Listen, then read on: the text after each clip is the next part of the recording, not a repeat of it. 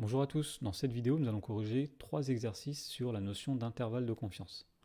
Dans l'exercice 5, on nous dit que le conseil municipal d'une commune organise un sondage effectué au hasard donc sur 400 personnes pour leur demander s'ils sont favorables à de nouveaux investissements de voirie. Donc 235 personnes donnent un avis favorable. On nous demande de donner un intervalle de confiance au seuil de 95%, plutôt au niveau de confiance de 95%, de la proportion des personnes favorables aux investissements de voirie. Que peut conclure le conseil municipal? C'est la question qui est posée finalement. Alors pour répondre à cette question, on commence par déterminer le nombre n qui est la taille de l'échantillon. Alors on a interrogé dans ce sondage 400 personnes.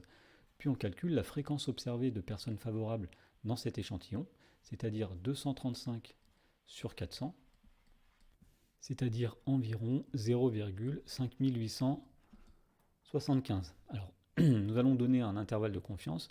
Pour cela, on vérifie tout d'abord que nous sommes dans les conditions d'application du théorème de Moivre-Laplace. N est bien plus grand que 400, n fois la fréquence est plus grand que 5, et n fois 1 moins f, c'est aussi plus grand que 5. Donc nous sommes dans les conditions d'application du théorème de Moivre-Laplace, et donc un intervalle de confiance au niveau de confiance de 95%, eh bien c'est f moins 1 sur racine carrée de n, f plus 1 sur racine carrée de n. Alors en remplaçant f par 0,5875 et n par 400, on trouve que l'intervalle est à peu près 0 ou même exactement 5375 pour la première composante et 0,6375 pour la deuxième composante. Alors que peut conclure le conseil municipal de tout ceci? Alors on peut estimer que le nombre de personnes favorables à ces investissements se situe entre 53% et 63%. En tout cas, il est supérieur à 50%, enfin, il est probablement supérieur à 50%. Donc le conseil municipal peut conclure que la majorité des personnes sont favorables à ces nouveaux investissements. Dans l'exercice 6, on nous dit qu'un fabricant souhaite évaluer la proportion inconnue P de clients satisfaits par son produit, et pour cela il effectue un sondage auprès d'un échantillon de 200 clients. Alors sa clientèle est suffisamment importante pour considérer que cet échantillon résulte d'un tirage aléatoire avec remise, et lors de ce sondage, eh bien, 156 clients se sont déclarés satisfaits par son produit. Première question, on nous demande de donner une estimation ponctuelle petit f de la proportion P de clients satisfaits. Alors pour cela, il suffit simplement de diviser le nombre de personnes satisfaites dans l'échantillon, c'est-à-dire 156 clients, sur la taille totale de l'échantillon, c'est-à-dire 200. Et on trouve 0,78. Donc 78% des gens dans l'échantillon se sont déclarés satisfaites. Alors deuxième question, on nous demande de déterminer un intervalle de confiance centré sur f de la proportion P avec le coefficient de confiance 95%, c'est-à-dire au niveau de confiance de 95%, en nous demandant d'arrondir les bornes à 10-2.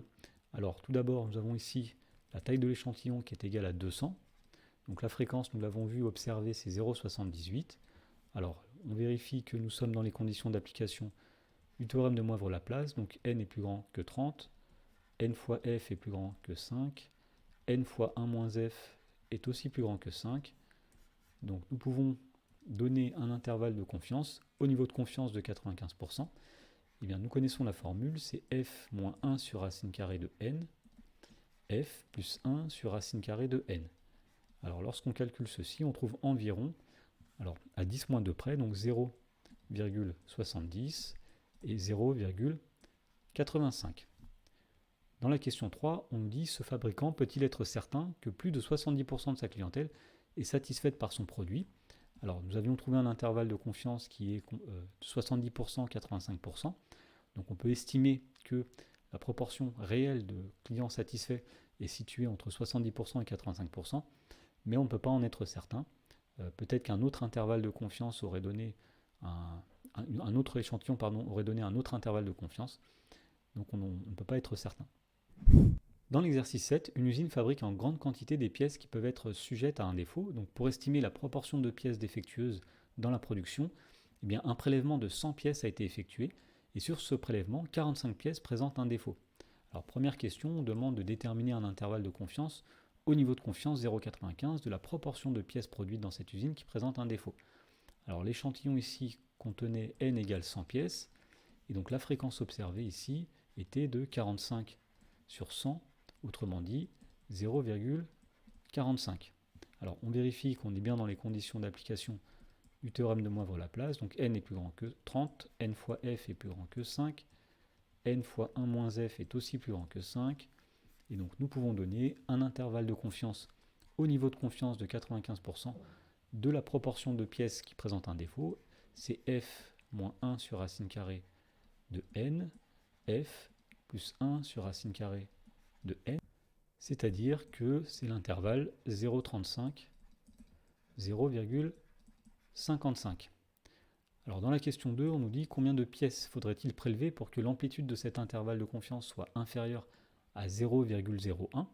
Alors puisque l'intervalle de confiance, eh bien, nous avons dit que c'est f moins 1 sur racine carrée de n, f plus 1 sur racine carrée de n, eh bien l'amplitude de l'intervalle ici, alors si on met f ici, f moins 1 sur racine carrée de n à gauche, f plus 1 sur racine carrée de n à droite, eh bien l'amplitude c'est la longueur de l'intervalle ici. Alors pour aller de f moins 1 sur racine carrée de n à f, on a 1 sur racine carrée de n. De même pour aller de f à f plus 1 sur racine carrée de n, il y a 1 sur racine carrée de n, donc l'amplitude est de 2 sur racine carrée de n. Et donc ce qu'on est amené à résoudre ici, c'est l'inéquation 2 sur racine carrée de n plus petit que 0,01. Alors ceci est équivalent en faisant passer le racine carrée de n de l'autre côté, donc à 2 qui est plus petit que 0,01 racine carrée de n. Alors en divisant par 0,01, on obtient 2 divisé par 0,01 qui est plus petit que n, c'est-à-dire, qui est plus petit que racine de n, c'est-à-dire que racine carrée de n est plus grand que 200, et donc en prenant au carré, on trouve que n doit être plus grand que 40 000. Donc il faudrait piocher un échantillon de 40 000 pièces afin d'avoir une amplitude qui est inférieure à 0,01.